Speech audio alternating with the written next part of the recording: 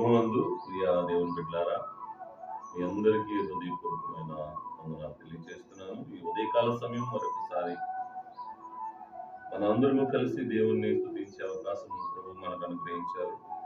ఆయనకే మహిమ, ఘనత, ప్రభావం కలుగును గాక. ప్రియ దేవుని బిడ్డలారా, ఈ ఉదయకాల సమయ ధ్యానాంశము యేసుక్రీస్తు ప్రభు వారు 5 రొట్టెలు 2 చిన్న చేపలు 5,000 మందికి అనగా పురుషులకు పంచారు. తద్వారా ఆయన శిష్యులు ఆయన యందు విశ్వాసం ఉంచారు. ఈ సందర్భాన్ని మనము ధ్యానించబోతున్నాం. అది 4 సువార్తల్లోనూ కూడా రాయబడిన భాగమైనప్పటికీ మార్కు సువార్తలో ఈ వచనాన్ని మనం ధ్యానించబోతున్నాం. మార్కు సువార్త 6వ అధ్యాయంలో యేసు ప్రభు వారు ఆ గొప్ప జన సమూహాన్ని చూసి, అనగా ఆయన మాటలు ఆలకించడానికి వచ్చిన వారందరినీ చూసి వారి మీద కనికరపడి వారికి తినడానికి ఏమైనా పెట్టాలి అని అంటే అక్కడ ఒక్కొక్కరు ఒక్కొక్క సమాధానం చెప్పారు. ఇంతమంది జనాంగానికి మనం ఆహారం తేవాలి అంటే ఎన్ని డబ్బులు అవుతాయి, లేదంటే ఇక్కడ ఎక్కడ దొరుకుతాయి, ఇది అరణ్యం, మనము పట్టణానికి చాలా దూరంగా ఉన్నాం. ఇలాంటి సమాధానాలు ఎన్నో వచ్చినాయి. అయినా ప్రభు వారు అంటున్నారు, మీరు పోయి ఎన్ని ఉన్నాయో చూడండి అన్నారు. అప్పుడు ఒక చిన్న కుర్రవాని దగ్గర 5 రొట్టెలు 2 చిన్న చేపలు కనబడటం వారు గమనించగా, ఆ చిన్న కుర్రవాడి దగ్గర నుంచి అవి తెచ్చి యేసు ప్రభుకి ఇచ్చి 39వ వచనం 38, 39వ వచనం ఆ ఉన్న మార్కు సువార్త 6వ అధ్యాయం 38, 39వ వచనం ఆ ఉన్న కొన్ని చేపలు లేదా కొన్ని రొట్టెలు యేసు ప్రభు చేతులు పెట్టారు. అప్పుడు యేసు ప్రభు వారు అందరినీ కూర్చుని పెట్టి 39వ వచనంలో ఇలా రాయబడి ఉన్నది, 5 రొట్టెలను 2 చేపలను ఉన్నవనేది. అప్పుడు ఆయన పచ్చిక మీద అందరూ పంక్తులుగా కూర్చుండవాలని వారికి ఆజ్ఞాపింపగా, వారు 100 మంది చెప్పునను 50 మంది చెప్పునను పంక్తులు గీరు కూర్చున్నది. 41వ వచనం అంతటా ఆయన ఆ 5 రొట్టెలను 2 చేపలను పట్టుకొని ఆకాశము వైపు కన్నులెత్తి ఆశీర్వదించి ఆ రొట్టెలు విరిచి వారికి వడ్డించుటకు తమ శిష్యులకు ఇచ్చి ఆ 2 చేపలను అందరికీ పంచిపెట్టారు. వారందరూ తిని తృప్తి పొందిన తరువాత మిగిలిన చేపలు రొట్టె ముక్కలను 12 గంపలు ఎత్తిరి. ఆ రొట్టెలు తిన్న వారందరూ 5,000 మంది పురుషులు. ప్రియ దేవుని బిడ్డలారా, ఈరోజు దేవాది దేవుడు మన దగ్గర ఎన్నో కార్యాలు చేయాలని ఆశపడే మనకు, నేను అంటున్న ఈ యొక్క స్థుతి ఏంటంటే మన ప్రవర్తన ద్వారా ఆయన స్తుతించడం, మన ప్రవర్తన ద్వారా ఆయన స్తుతించడం. అక్కడ చాలా మంది చాలా రకాలైనటువంటి ప్రవర్తనలు కలిగి ఉన్నారు. యేసు ప్రభు వారు వారికి పెడదాము ఆహారం అంటే శిష్యులు మాట్లాడుతున్న మాట, ఇంతమందికి డబ్బులు ఎక్కడ వస్తాయి, రెండవది ఇంతమందికి ఆహారం ఎక్కడి నుంచి తేగలం, మనం ఉన్నది అరణ్యం, మనం పట్టణానికి దూరంగా ఉన్నాం. ఇలా మాట్లాడుతున్న సందర్భంలో యేసు ప్రభు వారు ఒకటే ఒకటి అంటున్నారు, పోయి చూడండి. పోయి చూశారు. ఎవరో ఒక చిన్న కుర్రవాని దగ్గర 5 రొట్టెలు 2 చిన్న చేపలు కనబడటం గమనించారు. అవి తెచ్చి యేసు ప్రభు వారి చేతిలో పెట్టగా యేసు ప్రభు వారు అంటున్నారు, ఇప్పుడు జనులను వరుసలో కూర్చొని పెట్టండి అంటున్నారు. 100 మందిగా 50 మందిగా అలా పంక్తులుగా కూర్చొని పెట్టారు. కూర్చొని పెట్టిన వెంటనే యేసుప్రభు వారు ఆ రొట్టెలు పట్టుకుని ఆశీర్వదించి ఆకాశం వైపు కనులెత్తి ఆశీర్వదించి విరిచి అందరికి ఇవ్వటం ప్రారంభించగా వారు పట్టుకుని వెళ్తున్నారు, వడ్డిస్తున్నారు. అవి తరగడం లేదు కానీ అందరూ సమృద్ధి పొందారు. మిగిలిన తర్వాత అందరూ సమృద్ధిగా తిన్న తర్వాత మిగిలిన మొక్కలు కూడా యేసుప్రభు వారు ఎత్తమని చెప్పడం. దీనంతటికి అక్కడ 5,000 మంది పురుషులు తిన్న లేదా శిష్యులు పంచిపెట్టిన అక్కడ అందరి ప్రవర్తనను మనము గమనించడం దేవుడు గమనిస్తున్నాడు. ఏం జరుగుతుంది అయ్యా అక్కడ అంటే,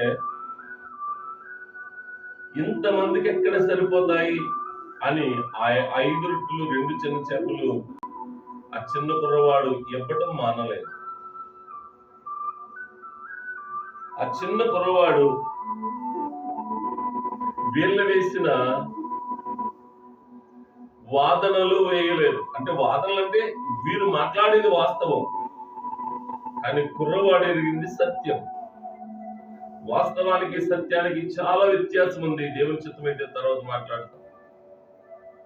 వీరు వాస్తవికంగా ఇక్కడ ఏమీ లేవు అంటున్న మాట వాస్తవమే, కానీ ఆ కుర్రవాడు కూడా ఇక్కడ ఏమీ లేవు, ఇదేమి సరిపోతుంది అనే మాట అయితే వాస్తవమే. అని ఆ కుర్రవాడి హృదయంలో సత్యము అనేది ఎరిగిన వాడిగా కనబడుతున్నాడు. ఆ చిన్నవాడు, నేను అంటున్నాను, సత్ప్రవర్తన ఈజ్ ఈక్వల్ టు సత్య ప్రవర్తన.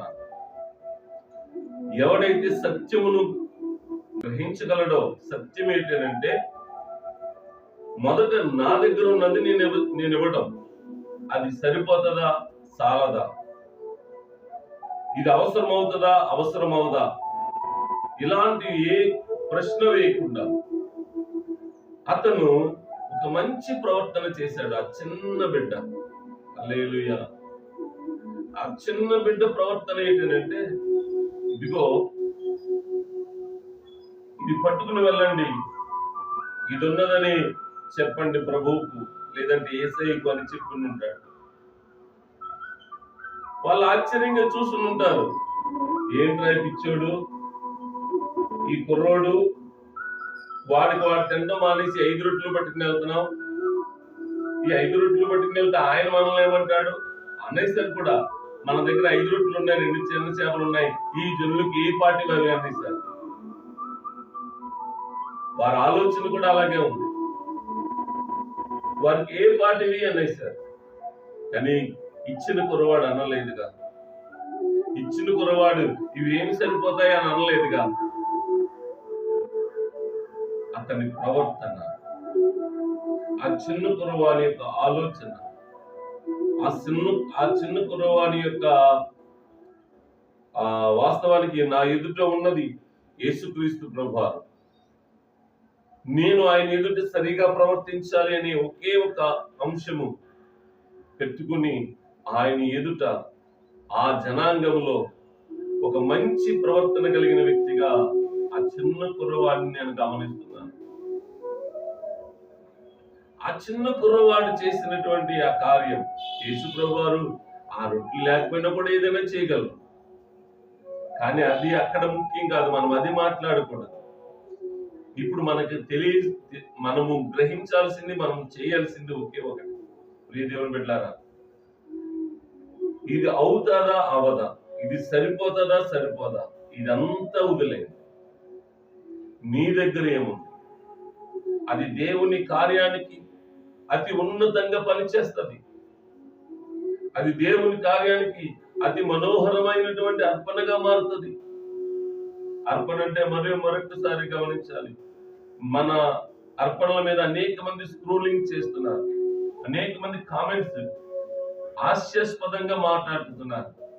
ఆ అర్పణ కాదయ్యా, హృదయార్పణ అయ్యా. ఆ రొట్టెలు లేకపోయినా నా ప్రభు ఏదైనా చేయగలడయ్యా, నాయనా ఏదైనా చేయగలడు నా ప్రభు. కానీ ఆ రొట్టె ఇచ్చినటువంటి వ్యక్తి యొక్క ప్రవర్తన ఉన్నది చూసావు, అది ఆయనకి మేలయ్యింది. ఇంకేమి ఉంచుకోకుండా ఇచ్చాడు. ఇక్కడ ఆస్తిపాస్తులు కాదు దేవుడు అడిగేది, ధన ధాన్యాలు కాదు దేవుడు అడిగేది. వాటి వెనుక ఉన్నటువంటి నీ హృదయాన్ని, నీ హృదయం యొక్క ప్రవర్తనను దేవుడు అడుగుతున్నాడు. అది సత్ప్రవర్తనగా ఉండాలి. ప్రియ దేవుని బిడ్డ, ఈ ఉదయకాల సమయంలో ఎందరైతే గమనిస్తున్నారో మీరు నేర్చుకున్నారా? ప్రశ్నించటం మాని దేవునికి జవాబు చెప్పడం అనేది కారణాన్ని కూడా పక్కన పెట్టి జవాబును కాదు ఆయన కోరేది. ఏమంటామంటే కార్యాన్ని కోరుతున్నాడు. ఆయన కార్యాన్ని కోరుతున్నాడు. ఆ ఉన్నదా అంటే ఆ ఉన్నది అనేది జవాబు. ఇచ్చేది జవాబు కాదు, అది దేవునికి ఇష్టమైన కార్యం. హల్లెలూయా. వెళ్తావా అంటే వెళ్తాను అంటాం జవాబు, కానీ వెళ్ళి చేయడము దేవునికి ఇష్టమైన కార్యం. చాలా మంది ఈ రోజుల్లో ప్రతి దాని వెనుక ఒక సమాధానం చెప్పి ఊరుకుంటున్నారు, జవాబు చెప్పి ఊరుకుంటున్నారు. దేవునికి నీ జవాబు కాదు కావాల్సింది, ఆయన అడిగిన కార్యం నువ్వు చేయడం కావాలి. అలా ఎప్పుడైతే చేస్తున్నావో ఆ చిన్న కుమారుని యొక్క ప్రవర్తన అక్కడ ఎంత మందికి తృప్తినిచ్చిందో చూడండి. అంతేకాదు యేసయ్య శిష్యులు ఆశ్చర్యపోయారు. ఆ కుర్రవాడు ఇవ్వడం ఏంటి, ఈయన దగ్గరకు రావడం ఏంటి, ఈయనేమో ఆశీర్వదించి విడిచిపెట్టడం ఏంటి, మేమేమో ఎంతమందికి పెట్టడం ఏంటి, ఇన్ని వేల మంది తినడం ఏంటి. బా, అసలు ఆ కుర్రవాడిని ఏమని ఉంటారు తర్వాత? నీది ఎంత మంచి బుద్ధి, ఎంత మంచి ప్రవర్తన. బుద్ధి ఉంటే చాలదు. చాలా మందికి తెలివి ఉంటది, ప్రవర్తించలేరు. చాలా మందికి జ్ఞానం ఉంటది, ఉపయోగించలేరు. చాలా మందికి శక్తి ఉంటది, చేయలేరు. ఉన్నది వలన ఉపయోగం లేదు, చేసిన దాని వలననే దేవుని దగ్గర ఫలం పొందుతాం. కాబట్టి ఉదయకాల సమయంలో ఆ చిన్న కుర్రవాడు చేసినటువంటి దానికి ఎంతమంది తృప్తి పొందారు.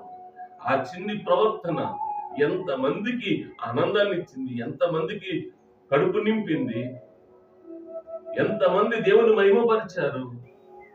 ఈరోజు నీ సత్ప్రవర్తన, నా సత్ప్రవర్తన దేవుని మహిమపరచాలి.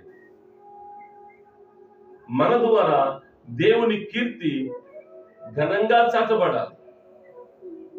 మనము సంపాదించామని కాదు, మన ప్రతి జీవన సరళి అనేకులకు ఉపయోగపడింది అనేదే దేవునికి మహిమ. కాబట్టి ప్రియ దేవుని బిడ్డ, ఈ ఉదయకాల సమయంలో ఆ చంటి బిడ్డ వలె నీ ప్రవర్తన ఉండగలిగితే నీ ద్వారా నీ ప్రాంతంలో, నీ గ్రామంలో, నీ దేశంలో దేవునికి ఘనత కలుగుతుంది, నీకు మెప్పు కలుగుతుంది. అట్టి రీతిగా మీరుండండి, మీ చంటి బిడ్డలకు నేర్పండి. దేవుడు మిమ్మును ఘనపరిచే కాలము అతి సమీపంగా ఉంది.